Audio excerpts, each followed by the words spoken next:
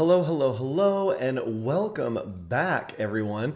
If you're just watching this on a replay, welcome to the video. If you're watching this live, welcome back. We're celebrating Pride here on Adobe Live with a special set of challenges for you. Hi, my name's Andrew Hockrattle. I am your host and guide this week as we go through Pride history. We're learning a little bit of where Pride has come from and then maybe how queer artists have helped to influence us, which is what we're talking about today. We are hopping in and talking about one of my favorite artists, one of the queer icons, and that is none other than Mr. Andy Warhol. That's right. So we're hopping in and talking about Andy Warhol, and we are going to be working in the Warhol style. So I want to tell you a little bit about Andy Warhol first. He's the founder of something called The Factory. And The Factory is a collective of artists, and it was described as this: a safe space in which everyone and everything is queer. So he openly expressed his queer identity through his art, through his life, even though it was illegal at the time in the United States. So you may know Andy Warhol from his work like this. He is very much known for pop art, which is what we'll be creating today. This is of, I believe, Marilyn Monroe. So this is the pop art style. I'm going to show you how to do this in a couple different ways. We'll be working in Photoshop and Illustrator today, as well as maybe Adobe Capture. We'll see what happens. But he is very famous for this, as well as the soup cans, the Campbell's soup cans. He is a pioneer and really started this idea of pop art. So this is pop art of a portrait of Marilyn Monroe, and this is pop art of the top part of a Pop-Tart. One of my favorite phrases: pop art of the top part of a Pop-Tart. So we are going to be working in this style. And right here, this is just a quote to inspire us from Andy Warhol as we get started. Don't think about making art, just get it done. Let everyone else decide if it's good or bad, whether they love it or they hate it. While they are deciding, make even more art. And that's what we do here on Adobe Live. We make art, we put positivity out into the world and just create really cool stuff. So if you want to, you can design along with me by going down in the description and clicking on that source file link. You can download the file that looks just like this. There's not a lot on here because you are going to be providing the source file today, and that is your face. Yes, you'll be providing your face to me today to use in our piece that we're creating. So what I'm going to do with this created here, I'm just going to grab my phone real quick, and you're going to see a little bit behind the camera. We're going to go here. Secrets. It's not a real bedroom. Sorry. I'm going to put this down real quick so that I can take a picture of myself, and I'm just going to send that picture to myself. Now, what I might do is I think I might use Adobe Capture here. So I'm going to go to Capture on my phone. And if you've never used Adobe Capture, I'm just going to hold it up to the screen. It's a great resource to be able to capture colors, all kinds of stuff. So I'm going to click on Create there, and we are just going to create, you know what? Yeah, I'm not sure that I want to use Capture, but what I can do is I can actually just look for audio. I can look for materials, type, all that stuff. I'm just going to take a picture. It's probably easier. So everybody get your phones out and snap a selfie. Here we go. This is the best challenge ever. All right, we're snapping a selfie here. Let me get I need to move my chair. Oh no. All right, there we go. All right, here we are. All right, I got my selfie. I am going to send that to myself. So everybody capture your selfies, send it to yourself, and then we are going to use that as our source for the challenge today. We'll be working in Photoshop as well as Illustrator with this photo to make sure that we can create a pop art style portrait. All right, here I go back into a cool looking bedroom. Oh my gosh, what if I lived there? All right. Secrets. So I'm just going to grab that image that I sent to myself. You could drop it into a library if you like. I just copied and pasted it here. And all right, we are going to drag this into Illustrator. Come on. Copy image, and we are going to paste it into Illustrator. There we go. There's my face. So what we're going to do is a couple different things. We could just use Illustrator here to kind of grab our inspiration. So let's look at what we're inspired by, and that is this portrait of Marilyn Monroe. So you can see here, there's a couple things going on. There are some color blocks, but then there's also this kind of dark area going on. And what this is there is a threshold on top of everything that is very dark, and then we are adding color underneath that. I turn on some music for us so that we can have some good vibes. So let's go ahead and let's just use the defaults in Illustrator and see what happens. So we're going to use the image trace or vectorize up here. And what I want to do is I am going to go to default, and we'll just start there since we all have a default. And that's not looking bad. That's actually not bad for what we want to do. So we've created the default right here, and in the default, we can actually change these settings by clicking right there on these settings. Now, when you want to grab this kind of pop art style, moving the threshold to the right is going to make everything darker, and moving it to the left is going to make it lighter. So I want enough to where we have some detail of my face, but not too much to where it's going to take over. So right there, somewhere in the middle, let's maybe try 115. All right, that looks pretty good. Let's do 120. 120 looks pretty good. All right, so we've got enough of my face looking good there, and then we can go to advanced, and let's go ahead and increase the amount of paths. So I'm gonna take this up really high, and it's just gonna grab a little bit more detail. Depending on your computer, I'm gonna set this to 99, and that's a lot of detail. The corners, I want to set at 0. And what that's gonna do is it's gonna make it so that every little corner detail is looking good. If we do more, it's actually gonna make it a lot more jagged. So we're gonna take the corners all the way down.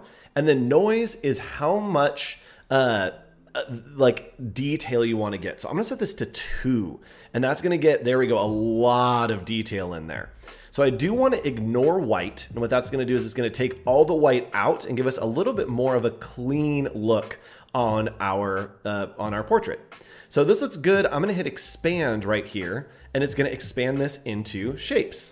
So there we go. I have my portrait. It's looking good. Let's go ahead and start adding in some of those elements. So I'm going to grab the pop art here and just bring it over, so we can kind of have a comparison. Now, the most comparable right now is going to be maybe this bottom right version, right? So we have the dark areas, which are our blacks, the eyebrows, the eyes, that kind of stuff. And now we want to kind of paint in the different pieces of color. So what we can do is we can come in here and we can actually just use the pen tool. We could use the brush tool as well if we wanted, but we're just gonna create some basic shapes. So I'm gonna grab the pen tool and I'm just going to start creating shapes. Now the problem is, as I create these shapes, it's going over my portrait. We don't want that. We wanna be able to see very well. So I'm gonna delete that, and I'm actually going to make a new layer over here in the layers panel. We're gonna click on new right there, and then drag this layer underneath. So we're gonna name these. This will be darks, and then this will be color. And now we want to make sure that the color layer is selected, which is what we want to work on.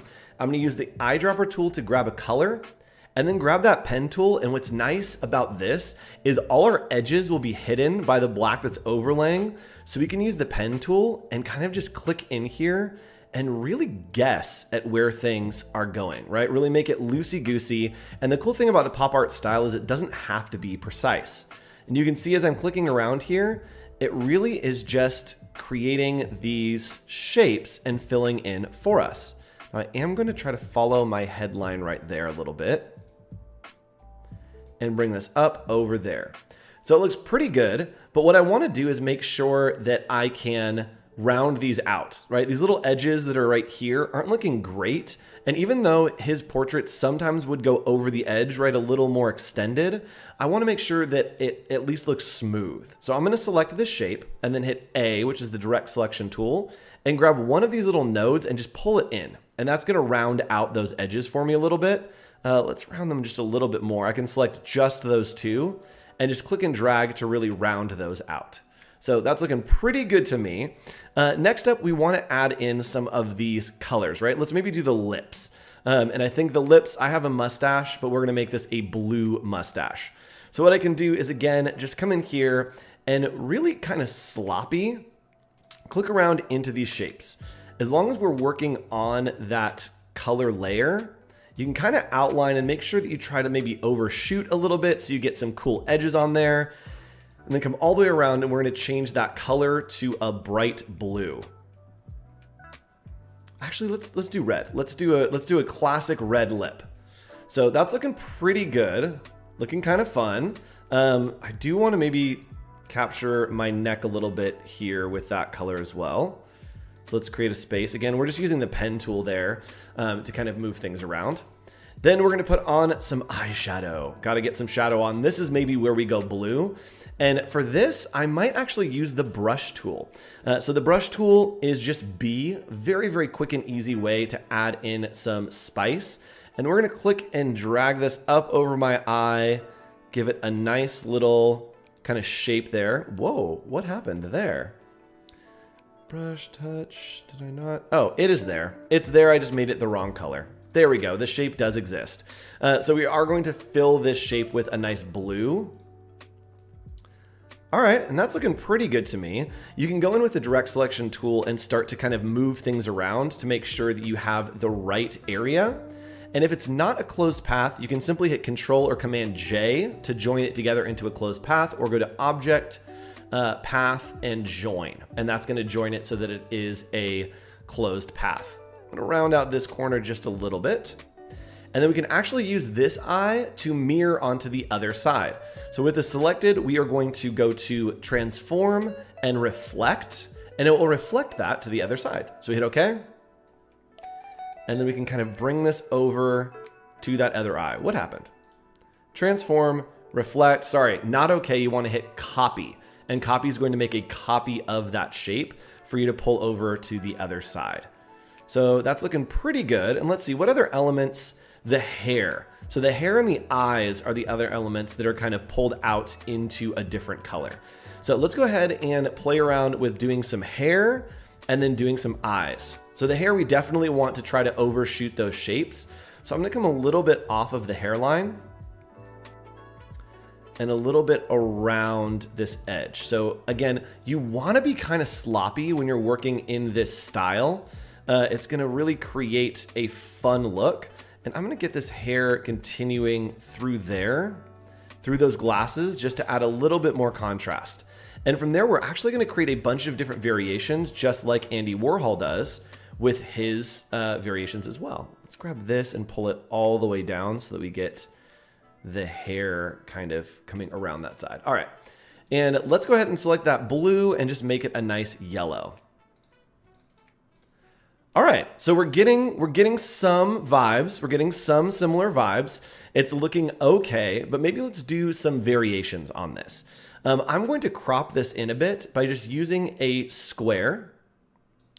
And from there, I'm gonna make sure that square is actually on top of our dark colors. I'm gonna do it just around my face. And then I'm going to select everything underneath using the selection tool and make a clipping mask. So we're clipped in, and now we have our face. It's looking good. And let's put a shape behind that that is kind of this hot pink color. All right, so we've got our pop art portrait looking good here. Now let's create some variations of this on color. Very easy, very quick to do. What we can do is we can actually just make a copy of this by hitting Option or Alt and holding Shift to drag it over. That will make a copy of it. And then we can change up these colors. So let's go to Edit, Edit Colors, Recolor Artwork. From here, we are going to go to Advanced Options. And in the advanced options, we can actually reassign these colors, right? So you can click and drag them around. Maybe we just want to change the order. All you need to do is click and drag that yellow into a different space, and it will automatically switch them. So there we go. We've moved these all around, and maybe we want the red to go where the yellow is. That looks pretty crazy. Why not? Let's do... That could be fun. So you can play around and simply drag those around to make a variation. Now, what else is fun if we don't want to necessarily do that on a bunch of different pieces? What we can do is we can actually, I think this works. Let's double check because it might not work this way, but I'll show you how the tool works. Is we can have both of those selected, go to Recolor Artwork, Advanced Options, and from here, all you need to do is click on Randomly Change Color Order, and it is going to use them together. I didn't think that it would, but it did. So what we're going to do is just edit colors, recolor artwork. and click on this leftmost right here, and it will shuffle those colors for you so that they become random colors, and you can create a set of pop art portraits. So there we go. We've created some pop art portraits in the Andy Warhol style, but I do want to show you how to do this in Photoshop as well. Again, we're jumping around in programs, and if you want to follow us, you can go to behance.net/challenge/design for all of our Pride challenges, and you can find the source file for this one in the pop art portraits right there. But we are going to hop over into Adobe Photoshop as well. So I'm just going to drag in our image that I had here. Hold on. Where did I have that image? I had it over in Slack. There it is. So we're going to drop it in here. And if you have an image copied,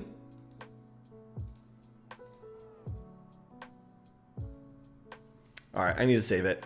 1 second, everybody. Let me save this real quick. Download. There we go. All right, let's open this in Photoshop. I'm just going to drag it over. There we go. There we go. All right, so we have this in Photoshop now, and just like we did in Illustrator where we used the vectorized or we used the image trace, we can actually come in here and we are going to be using thresholds. Thresholds are a little bit different, but what we can do is we can click right here on the adjustment layer, and we are going to turn on the threshold right there. And threshold is going to give us that same kind of vibe that we had in the auto trace or the vectorize, but it's going to be very black and white. So we can adjust this threshold using the slider right here. You can see as we go right, it gets darker. As we go left, it goes lighter. And what we may want to do is do something like this. So bring it so that just the darkest areas are showing on here, right? So just the darkest areas are showing on that one. And that looks pretty good to me. And we can kind of start to stack some effects. So this is only the darkest, and that looks great. So I'm gonna hold Alt or Option. You can see my cursor change to that little arrow going down. That means it's going to link it to that image. So now that is linked to the image. What I wanna do is make a copy using Control J, and we're gonna pull it up to the top, and now we have another copy. We are going to use the threshold one more time and get a little bit darker. So we were about here last time. So let's get a little bit darker, which is about here. So from here, we can go ahead and add some color to this by going to a gradient map. So we're stacking effects here. We're going to go to our little adjustment layer and type and hit gradient map. From there, we can edit the gradient map by clicking, and we can change this black to maybe that bright red that we wanted, right? Ooh, that looks cool. Actually, let's do pink just because pop art feels pink. So we're doing hot pink. Looks good. So we'll hit OK. And now we want to make sure that we are locking these layers to this image. Again, we want to make sure that you lock it to the image. Looking good. And yes, using Adobe Capture is also an option for this. Someone in our live chat has asked. So what we want to do here on this one is simply grab all of this layer. We're going to group it, and then we're going to grab this layer down here and group that as well. And at the top, we are going to change this blend mode to multiply. And there you can see that the color is multiplying down onto the black, which makes it a little bit darker. If we wanted to, we could also change it so that the background was a color. So maybe we want the background to be this kind of bright yellow that we saw. We can simply grab the paint bucket tool, which is G, and fill the background with yellow. Now it's not going to show because we need this layer set to multiply as well. So there we go. We've got it multiplying down twice with those colors. And now we can add one more and duplicate this layer one more time by just hitting Control J. And now we can go in and augment these. So maybe we want the threshold to be a little bit darker on this top one. There we go. Let's fill in the rest kind of like that. That looks pretty good to me. And the gradient map, this one we're going to make pink. So you just select the gradient map and we can change it. And maybe we want it to go into a green. Ooh, that's cool. We'll hit OK there. We'll hit OK and then make sure that this is changed to multiply. So we may want to scroll through and see what blending modes are going to look the best with that green. Ooh, let's do hard mix. So hard mix is a really cool effect and it kind of creates this cool pop art portrait. Now, something else that we can do here is with our image selected, we can use the power of Adobe Sensei to take out this background completely. So we're going to go to select, and we're going to do select subject, and watch what happens. It's going to analyze the image for us, and it is going to select me as the subject. You can see it did a really great job at selecting all the way around me. And from there, we can just create a mask. So we're actually going to mask all of these layers together. So everything together selected, Control G to group it, and then we're going to add that mask to mask it out. And now the background, if we want to change it maybe to a different color, maybe we want it to be a blue, we just simply change it to a blue. And all of these are multiplying down, and so it's kind of creating that effect. If we didn't want it to multiply down, what we could do is hold Control and click on that mask that we've made, right? And it's going to select me, and then we maybe want to even mask the background. So we can click on mask, and it will mask the background, but we want the opposite of this. So we can Control I to invert, and now we have the background as one layer right there, masked out, and then we have me as the other layer. And we can come in and change any of these gradient maps if we want them to look like something different. If we want to play around with the thresholds, we'll be able to see what all of those look like. Ooh. So maybe the threshold here, we want it to come down a little bit less green. Ooh, that purple's kind of fun. So you can play around and create your own pop art portraits. And if you want to, you can even come in here and create that effect that is kind of the screen print effect by just creating a new layer and then brushing it on. So if we want maybe those red lips, you can go to red and we can grab the brush tool just using B. And I have a texture brush right now, but that's fine. And I can simply just paint over where I want these lips to be, and then change that blend mode to multiply. Ooh, maybe we change it to color burn. That looks kind of cool. Let's do color burn. So super high contrast, but looking really cool. Maybe we want some yellow up here on the eyes. You can simply brush stuff in, and Photoshop is really great at kind of creating those elements for me. And do you need a mask on the background? You don't, but right now this is all set to multiply, and so it would multiply down and kind of mess up the background. So we do have a mask on the background to allow us to do that. So the difference between Photoshop and Illustrator. Photoshop, you're gonna get this kind of effect. Very pixels, you can work a lot with pixels, get into some good detail. The gradations are probably better in Photoshop to be able to get detail. But if you're working in Illustrator, you can really get that kind of screen printed pop art style that we see here with some of these portraits. So it looks pretty good, and it looks like we've kind of made the perfect mock-up. If we wanted to, what's great about Illustrator and color is we can actually do a capture of color. So we're going to go to Edit, Edit Colors, and we are, ooh, what am I doing here? Edit, hold on, I know where it is. Selected, Edit, Edit Colors, Recolor Artwork, there we go. And we can do the Color Theme Picker. And the Color Theme Picker is going to pick from the image that we click on, right? So you can see it's actually sampling from this image, and we've got those colors pulled over right there. So maybe we want to do it to this one as well. Edit, Edit Colors, Recolor Artwork. And we are going to do our color theme picker and grab it from right down here. And you can use these sliders to grab more or less of certain colors. So I want a lot of green, I want a lot of orange, and not so much of those darker colors in there, right? So a little bit less on the dark. And then you can even ramp up the saturation and the brightness. So we want it to maybe be a little bit brighter. There we go. And we're starting to get some of those colors pulled out of that image. So easily sampled. If you want to join us and share your work, you can do so by joining our Discord. There should be a link down in the description if you're watching on YouTube or on Behance, and in the chat as well. I'd love to see your pop art portraits. Make a pop art portrait, put some eyeshadow, put some lipstick, do something crazy to your face, and honor the legacy of Andy Warhol by creating your own portrait. We'll be back with more Pride challenges. There are a couple more on the way, and as always, it's been my pleasure to hang out with you and teach you something new in Photoshop and Illustrator today. We're just focusing on design in general. So I'll see you again for another Pride challenge. Have a great day. Bye.